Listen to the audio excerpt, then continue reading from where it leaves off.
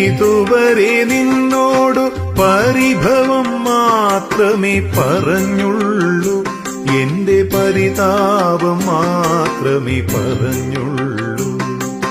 ഗുരുവായൂരപ്പ, ഇതുവരെ നിന്നോടു പരിഭവം മാത്രമേ പറഞ്ഞുള്ളൂ, എന്റെ പരിതാപം മാത്രമേ പറഞ്ഞുള്ളൂ.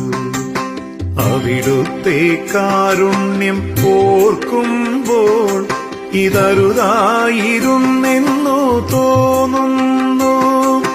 അപരാധം കണ്ണ പൊറുത്താലും എന്റെ അവിവേകം സദയം ക്ഷമിച്ചാലും